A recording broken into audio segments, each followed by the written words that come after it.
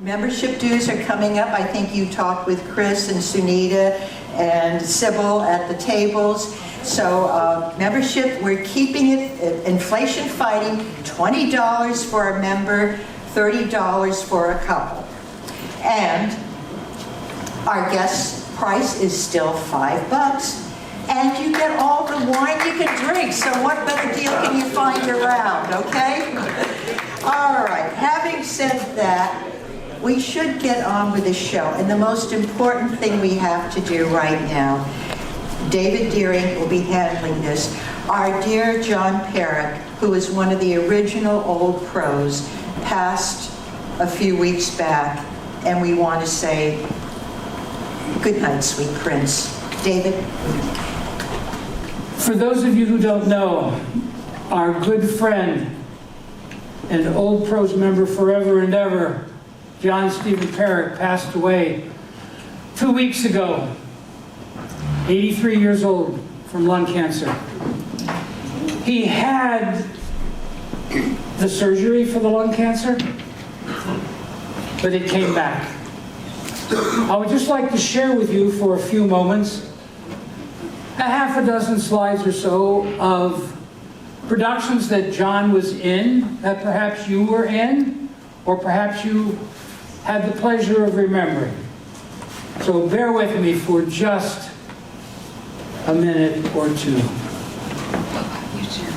Aquarius to Woodstock, 2008, way, way back. John joined the Old Pros when we were just doing meetings, basically, and he said, why aren't we doing presentations and theater productions in the PAC, in the PAC? It wasn't even the PAC then, it was Clubhouse 3. And so John's idea flourished. And perhaps you will recall some of the other productions that he was in. John with Odette Derryberry in The Mousetrap, 2008, directed by Jeannie Sanner. The Gin Game with Jeannie Sanner in 2010. Two of them. 50-page script, okay? And they had all their lines. And the cards. And the cards. I'm not sure he would approve of this picture, but this is 45 seconds from Broadway, okay?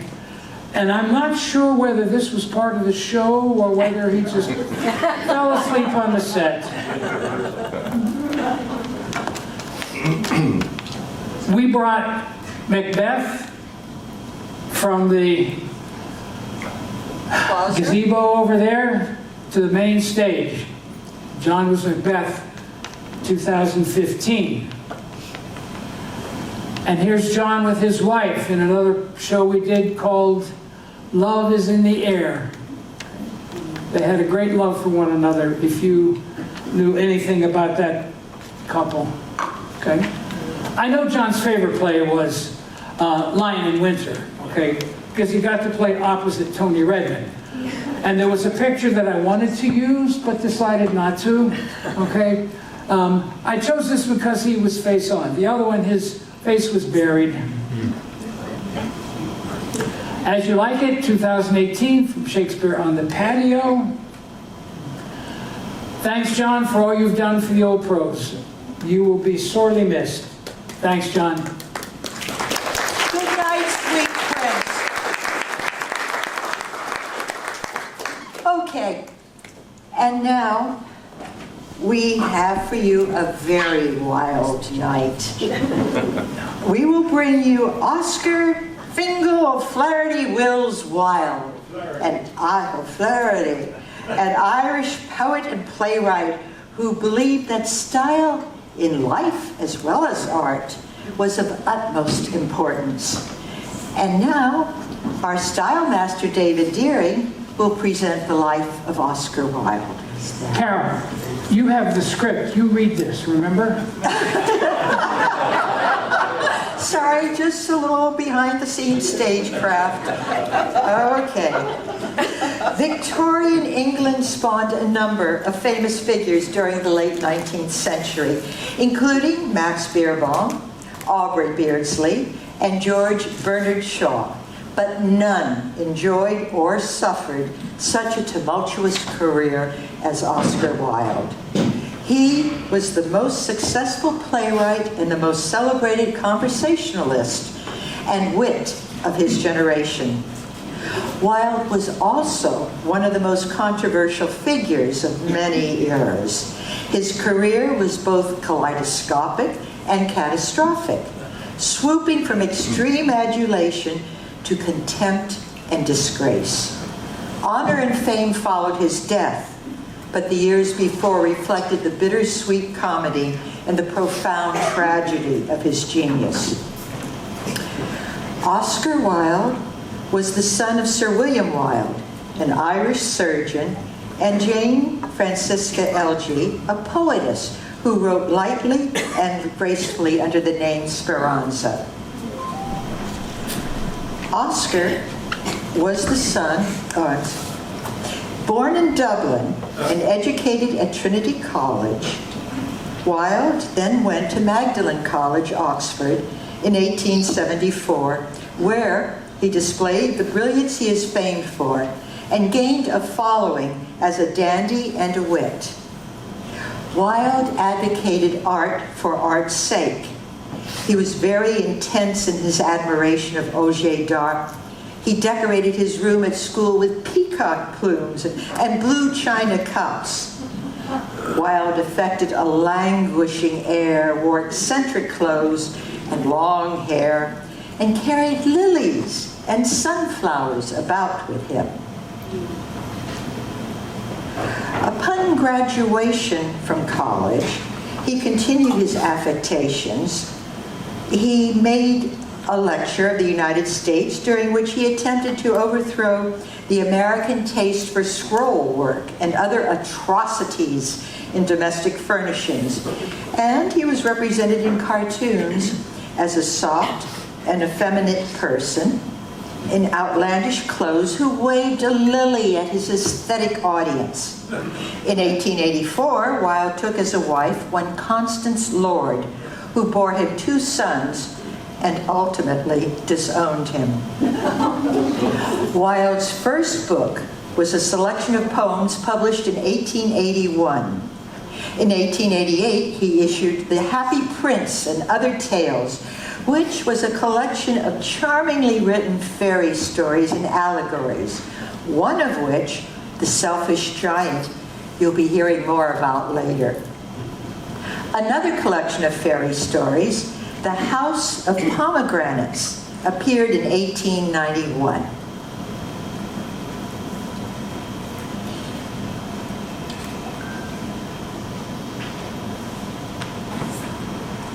Now, Wilde's famous novel, The Picture of Dorian Gray, also appeared in 1891. It is probably the most famous of his works. And he was quoted to say, "For perpetual youth, what would you do?" But there were critics who believed that behind the screen of morality lurked the pointed ears and the leering mouth of a satyr. Now, Wilde's early wit ensured an immediate success for the brilliant series of dramas that he wrote in the early 90s. In 1892, Lady Windermere's Fan was presented. It was followed the next year by A Woman of No Importance. In 1893, Wilde also wrote Salome, which the licensor of plays in England refused to license, but it was published in Paris, in French, and Sarah Bernhardt starred in the title role. An Ideal Husband and The Importance of Being Earnest, both filled with wit and brilliant paradoxes, appeared in 1895. They were the last things that Oscar Wilde was to write before the blow fell that wrecked his life. The Marquis of Queensberry, the man who changed the rules about boxing, had become incensed by what he saw as a homosexual relationship between the author and Queensberry's son, Lord Alfred Douglas. And Queensberry publicly called Wilde a sodomite. Both men denied it, but angered by aspersions on his character, Wilde brought suit for libel against the Marquis of Queensberry. The suit was dismissed, but certain evidence presented at the trial, purchased and coerced testimony from several male prostitutes, led later to Wilde's arrest and conviction on charges of sexual immorality. In 1897, Wilde was sentenced to 2 years imprisonment with hard labor at Reading Jail. And the eccentric dress of the apostle of the aesthetics was exchanged for the arrow-branded garb of the convict.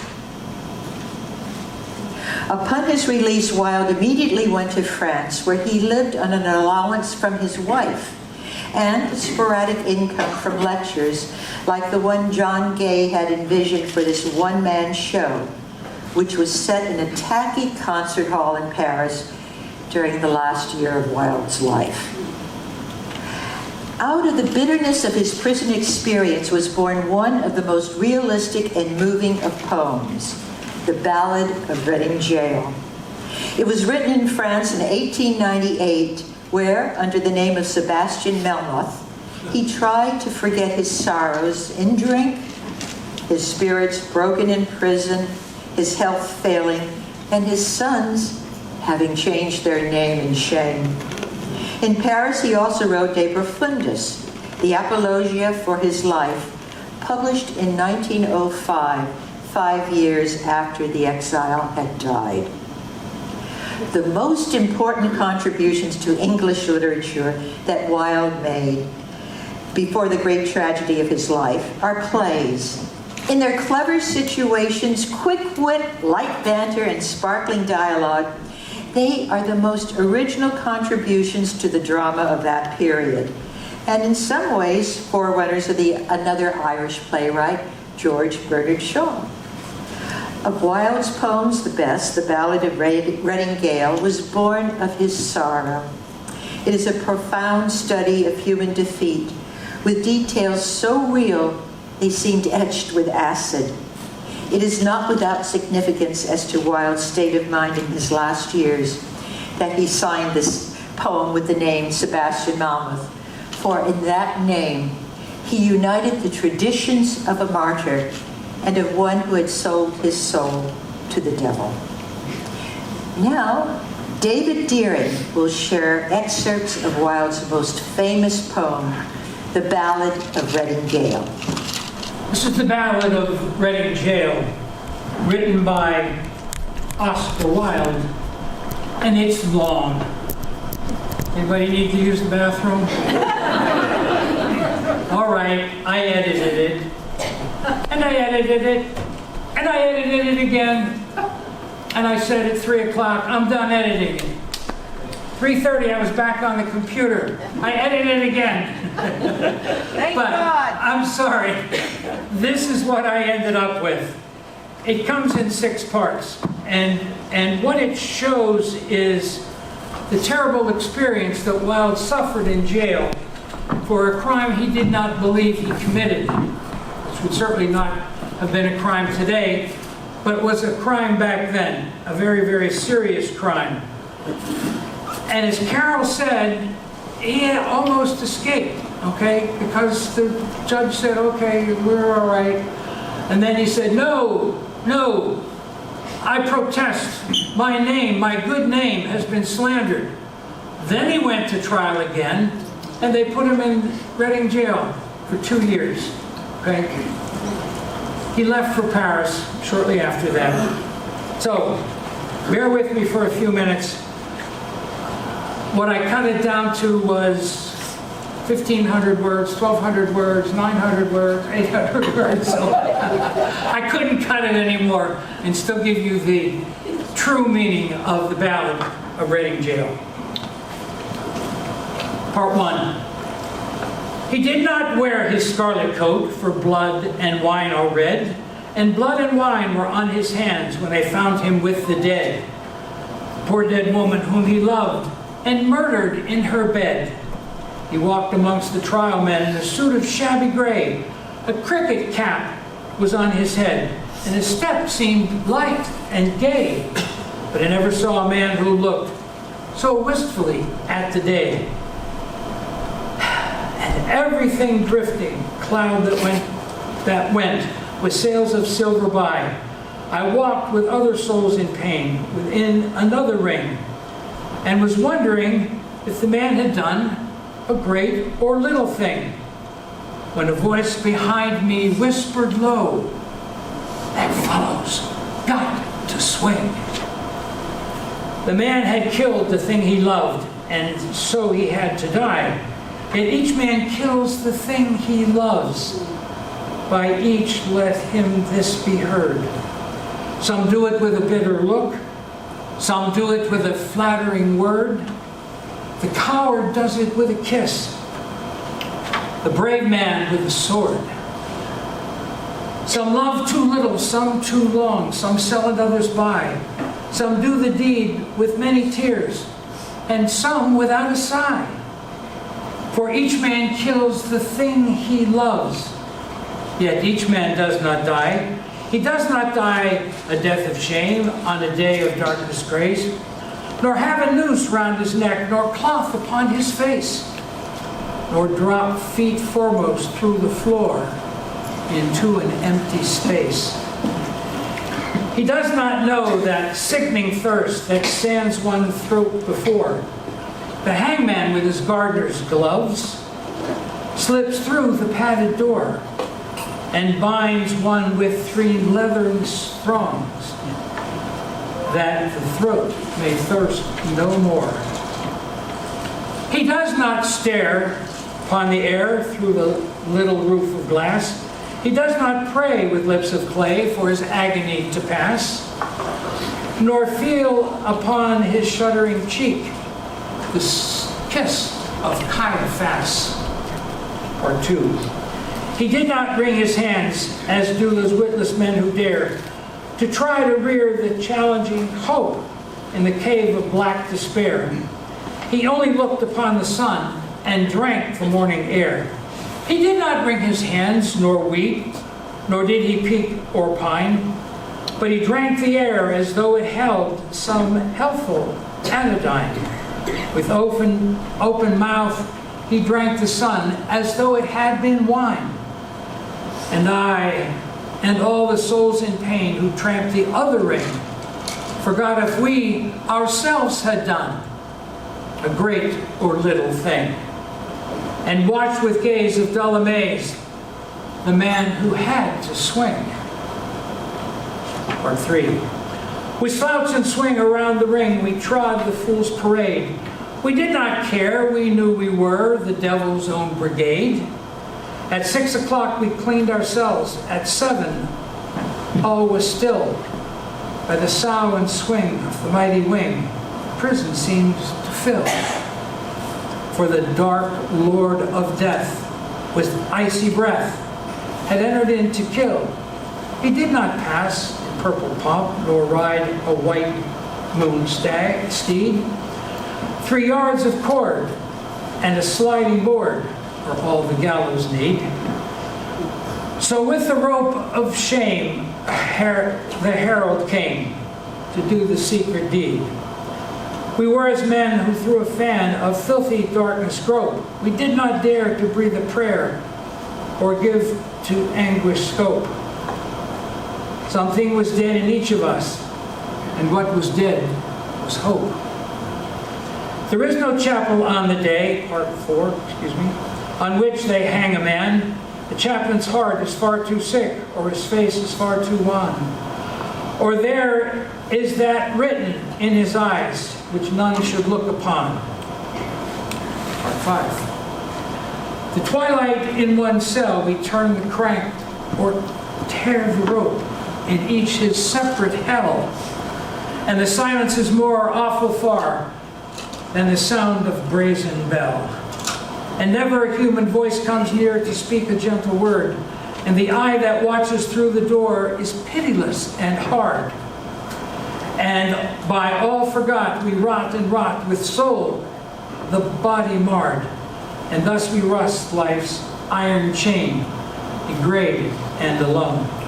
And some men curse and some men weep, and some men make no moan. Part 6. In Reading jail by Reading town, there is a pit of shame, and in it lies a wretched man, eaten by teeth of flame.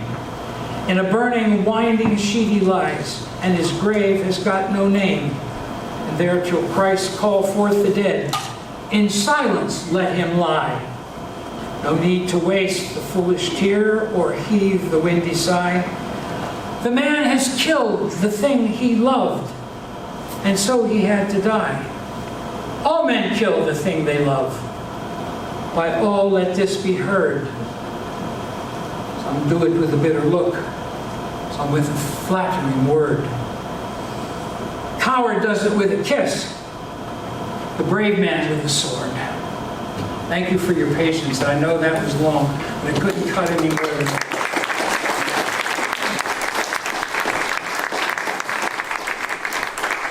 Please understand that this is, some critics have said that this is Wilde's tribute to being anti-death penalty. Remember, he had 2 years in there, so he wrote a lot. And again, thank you.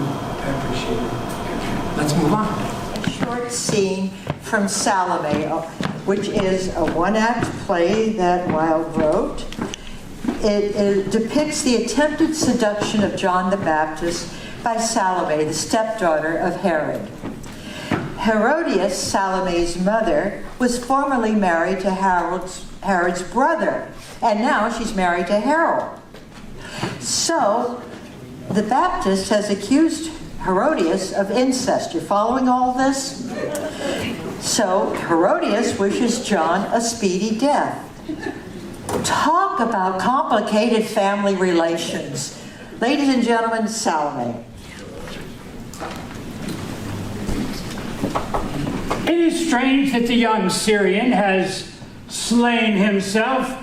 I am sorry he has slain himself. I am very sorry, for he was fair to look upon. He was even very fair.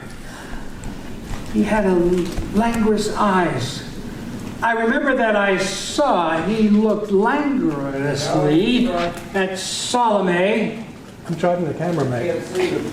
Move your chair. Move the chair is exactly right, Dave. He was not the only one that looked at her. His father was a king. I drove him from his kingdom. And his mother, who was queen, you made a slave, Herodias. So, he was here as my guest, as it were, and for that reason I made him my captain. I am sorry he's dead. Ho! But why have you left the body there? It must be taken to some other place. I will not look at it. Away with it. It's cold here. There's a wind blowing. Is there not a wind blowing? There is no wind. I tell you, there is a wind that blows. And I hear in the air something that is like the beating of wings. Like the beating of vast wings. Do you not hear it? I hear nothing. Oh. I hear it no longer, but I heard it. It was the blowing of the wind. It has passed away. But no, I hear it again. Do you not hear it? It's just like the beating of wings. I tell you, there is nothing. You are ill. Let us go within. I am not ill. It is your daughter who is sick to death. Never have I seen her so pale. I have told you not to look upon her. Pour me wine forth. Salome,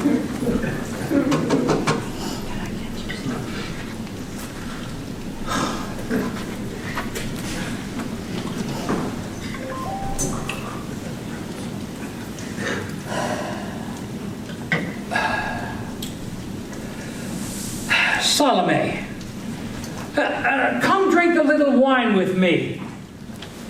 I have here wine that is quite exquisite. Caesar himself sent it.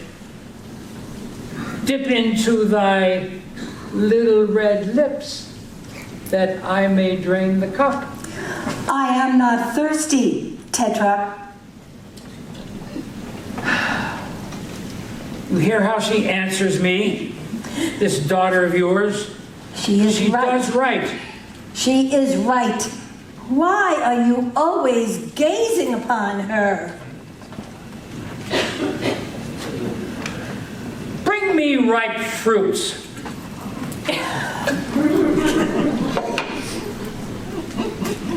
Salome, come and eat fruits with me. I love to see in the fruit the mark of thy little teeth. Bite a little of this fruit, that I may eat what is left.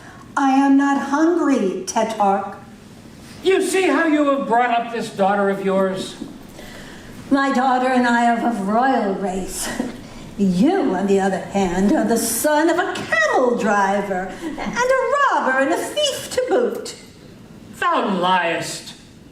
You know well that it is true. Salome, come sit with me. I will give thee the throne of thy mother. I am not tired, Tetrarch. You see in what regard she holds you? Bring me. What is it that I desire? I forget. Ah, I remember. Behold, the time has come. That which I foretold has come to pass. The day I spake of is at hand. Bid him be silent. I will not listen to that voice. That man is forever hurling insults at me. He has said nothing against you. Besides, he is a very great prophet. I do not believe in prophets. Can a man know what is to pass? I think not.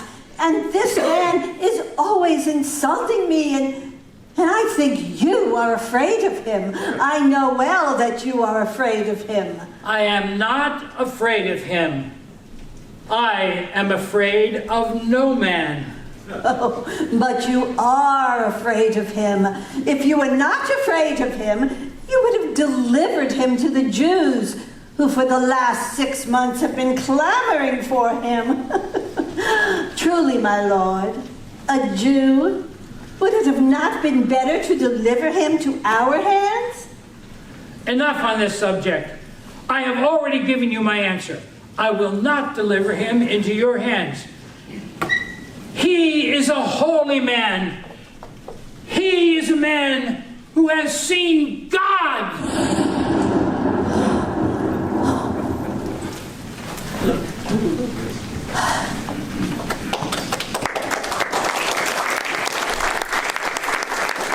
Some social obligations. Lady Bracknell, his aunt, is about to interrogate Algernon.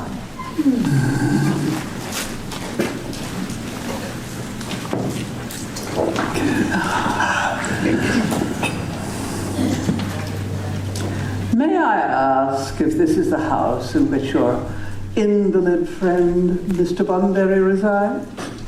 Oh, no.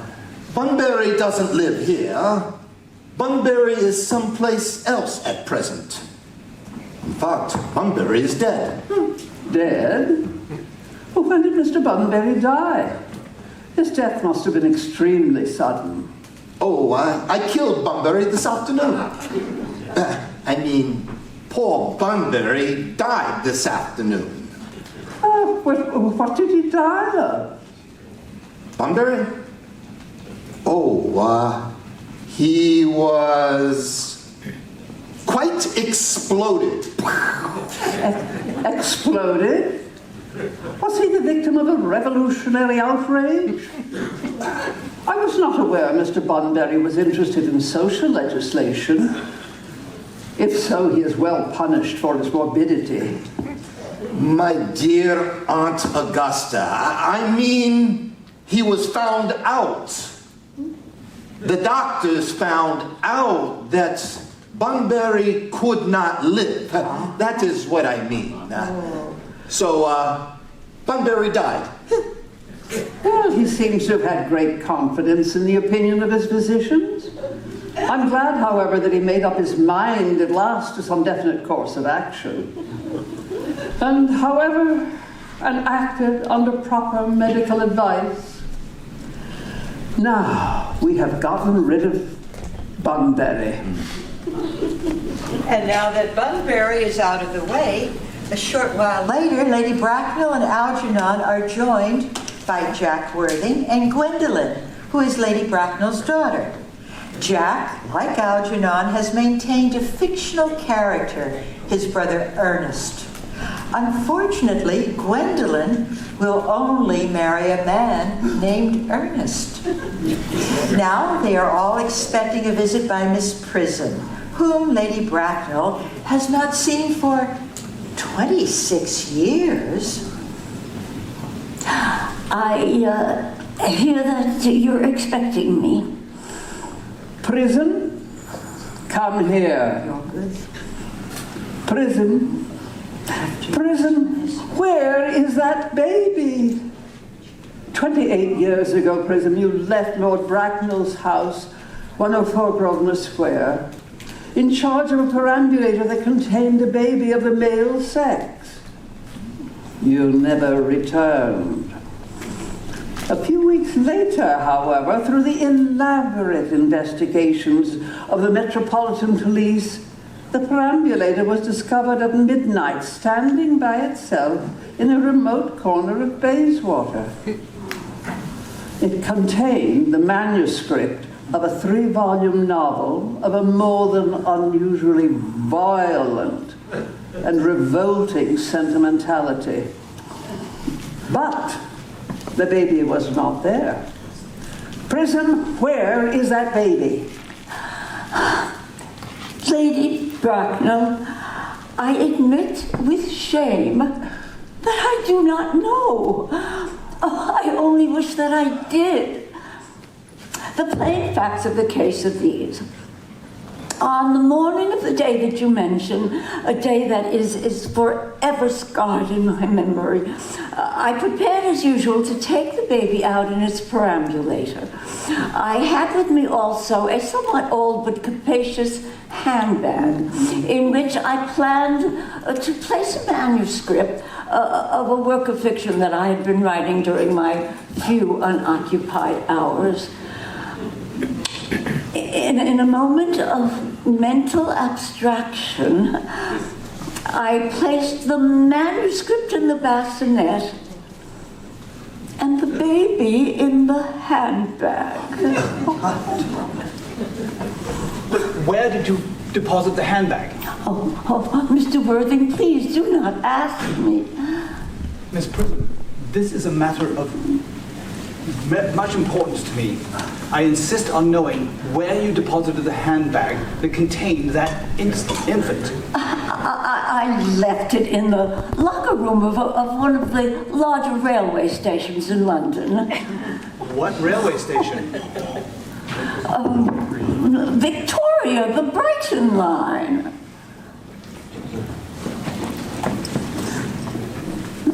Is this the handbag, Miss Prism? Examine it carefully before you speak. The happiness of more than one life depends on your answer. It seems to be mine.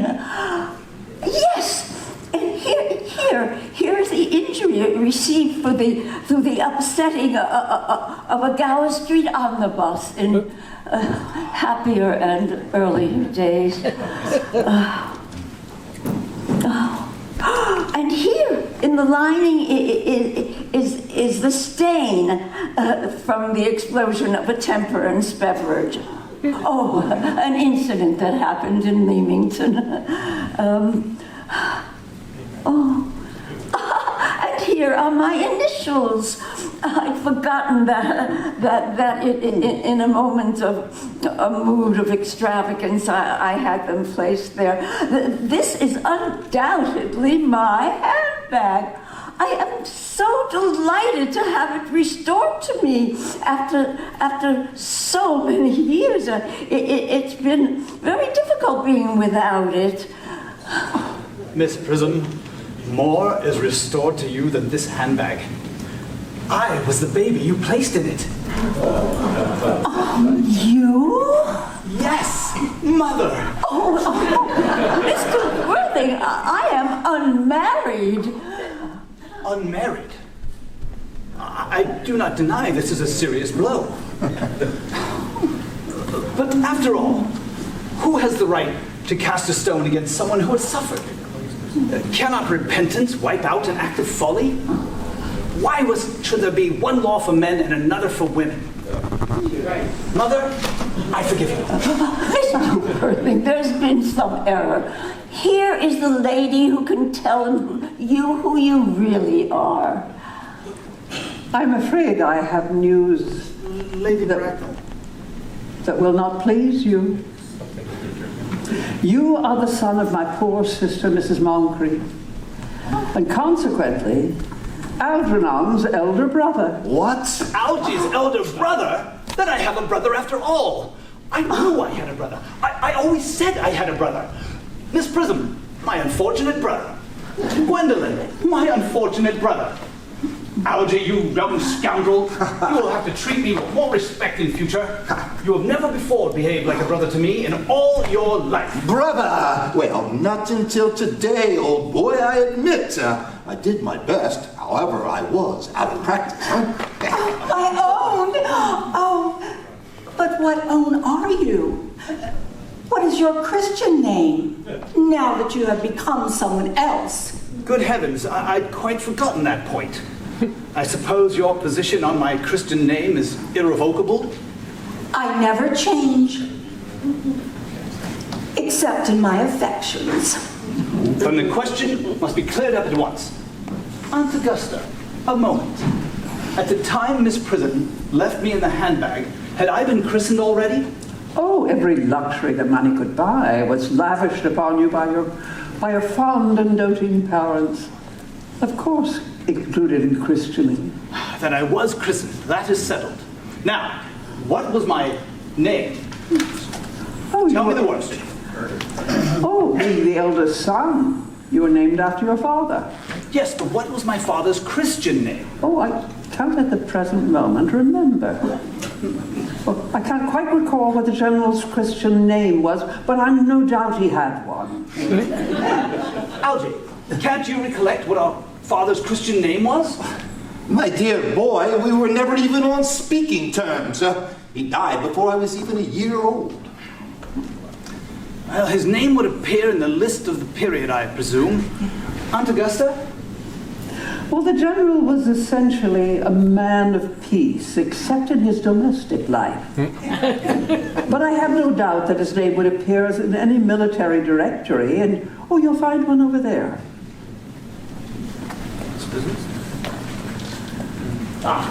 The army list of the last 40 years are here. Let me see. Migsby, Mobbs, Moncrief, General, 1869. Christian names, Ernest, John. I always told you, Gwendolyn, my name was Ernest, didn't I? Well, naturally as Ernest. I knew it was Ernest. Well, yes. I remember now that the General was called Ernest. I knew I had a particular reason for disliking the name. Gwendolyn, it is a terrible thing for a man to find out suddenly that all his life he's been speaking nothing but the truth. Can you forgive me? I can, for I feel that you are sure to change.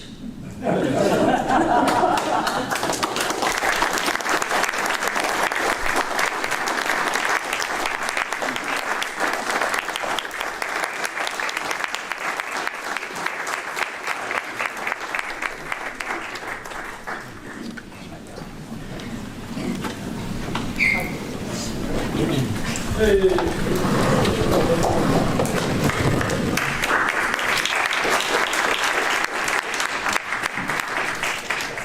evening. Old storyteller here with tonight's offering, a fairy tale by Oscar Wilde entitled The Selfish Giant. Now, I never knew for a long time that Oscar Wilde ever wrote any kind of a fairy tale, but he did. He wrote 9 of them, actually. And this is one of them.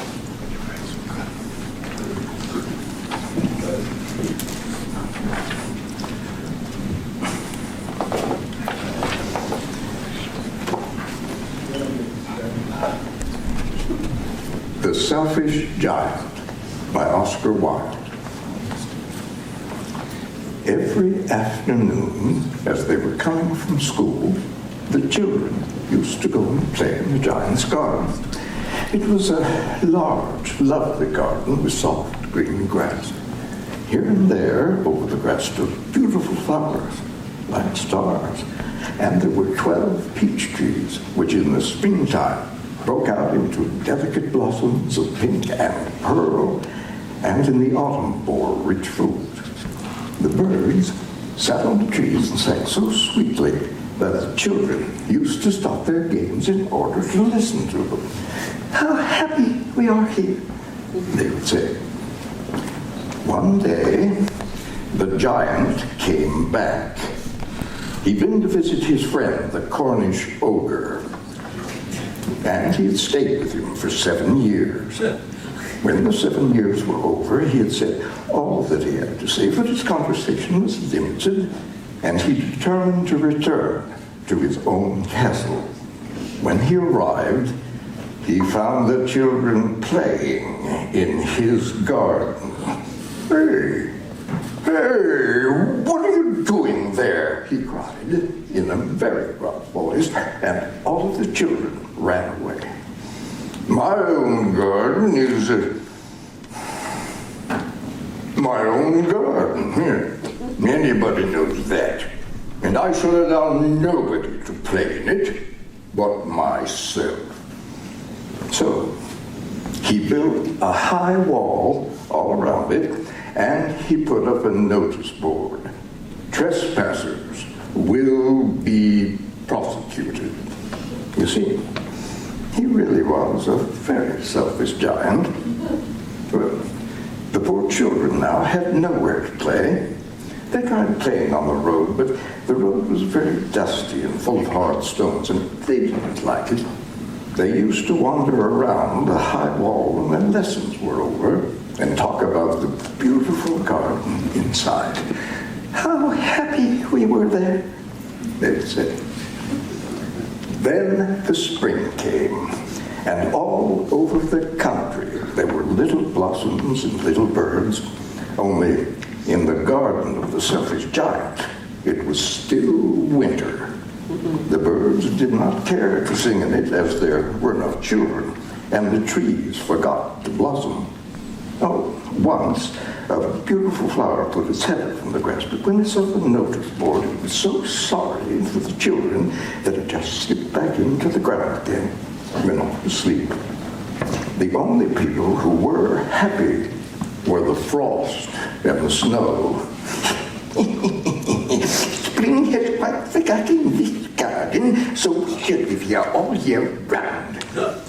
The snow covered up the grass with a great white cloak, and the frost painted all the trees silver.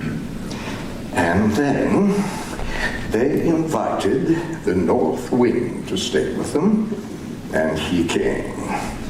He was wrapped in furs, and he went around the garden all day, and "This is a delightful spot," he said.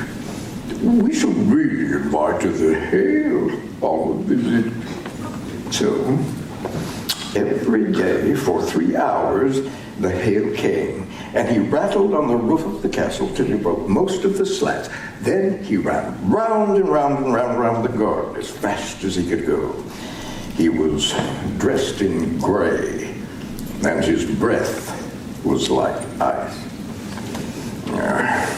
I cannot understand why the spring is so late in coming, said the giant, as he sat at his window and looked out at his cold, white garden. I hope there will be a change in the weather. But the spring never came, nor the summer. The autumn gave golden fruit to every garden, but to the giant's garden he gave none. No, he is just too selfish, he would say. So it was always winter there, and the north wind and the hail and the frost and the snow danced about through the trees. One morning, the giant was lying awake in bed when he heard some lovely music. It sounded so sweet to his ears that he thought it must be the king's musicians passing by, but it was really only a little linnet singing outside of his window. But it had been so long since he'd heard a bird sing in his garden that it seemed to him to be the most beautiful music in the world. And then the hail stopped dancing over his head, the north wind ceased roaring, and a delicious perfume came to him through the open casement. Why, I believe the spring has come at last, he cried, and he jumped out of bed, and he looked out. What did he see? He saw a most wonderful sight.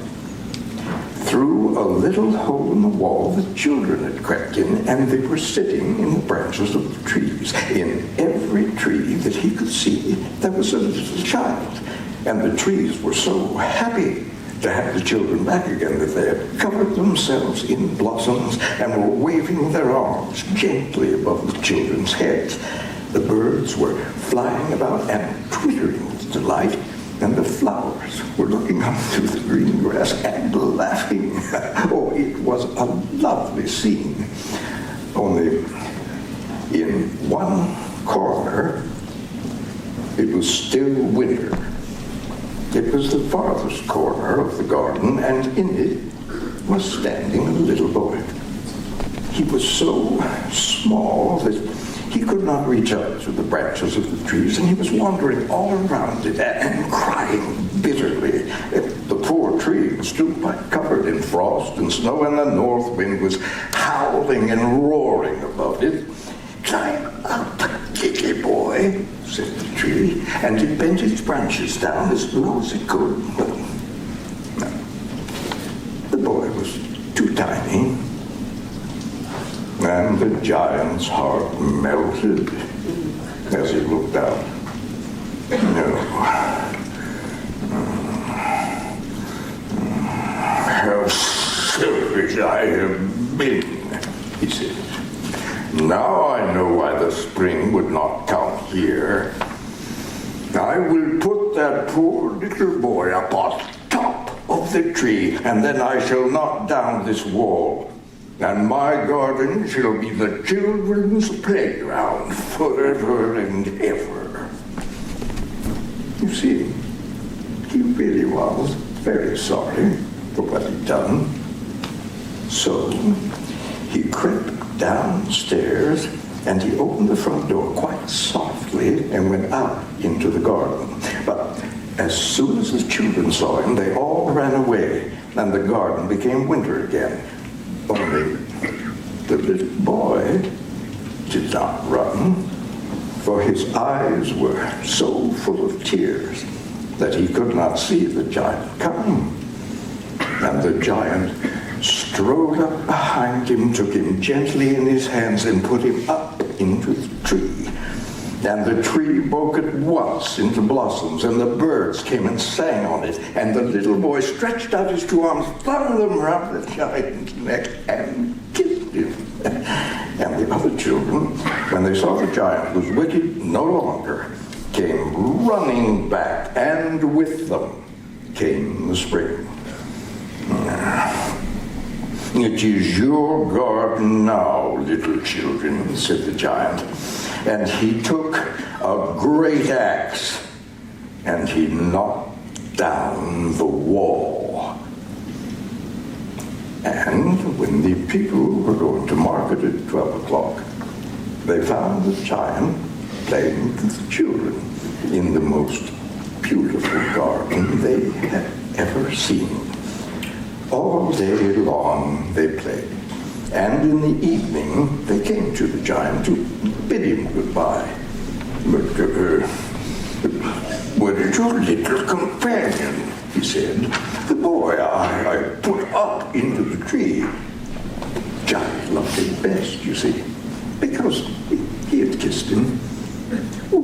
"We do not know, he's gone away," answered the children. "Well, you must be sure and tell him to come here tomorrow," said the giant. But the children said they did not know where he lived, and that they had never seen him before. And the giant was very sad. Every afternoon, when their lessons were over, the children came and played with the giant, but the little boy whom the giant had loved was never seen again. Oh, the giant was very kind to all of the children, but he longed for his first little friend, and he often spoke of him. "Will I ask you? I mean,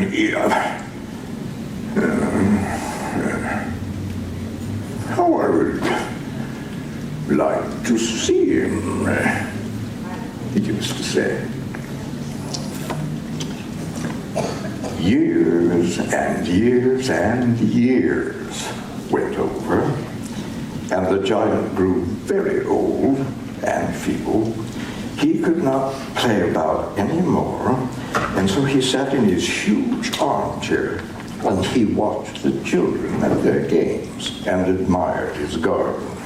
"I have many beautiful flowers," he would say, "but the children are the most beautiful flowers of all."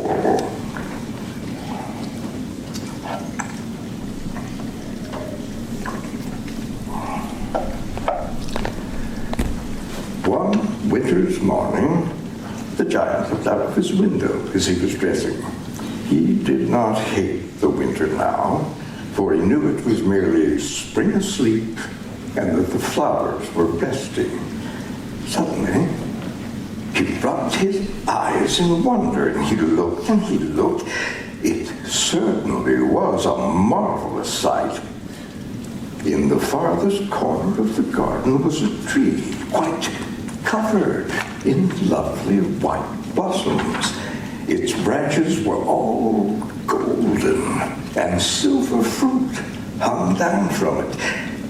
And underneath it stood the little boy he had loved.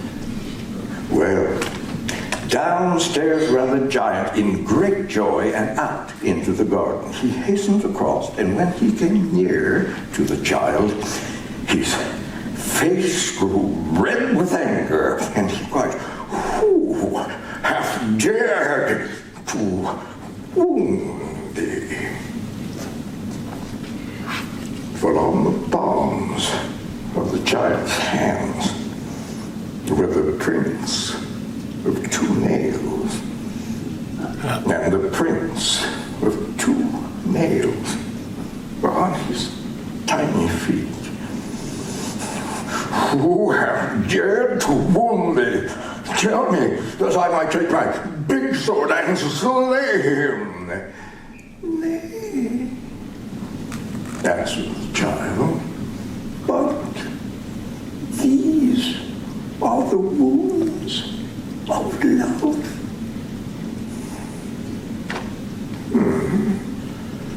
Who art said the giant, and a strange awe fell over him, and he knelt before the little child. And the child smiled on the giant and said to him, "You let me play once in your garden. Today you shall come with me to my garden, which is paradise." And when the children ran in that afternoon, they found the giant lying dead under the tree, all covered with white blossoms.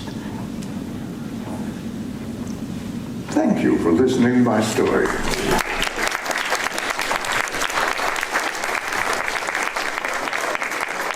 Ladies and gentlemen, John Edmondson.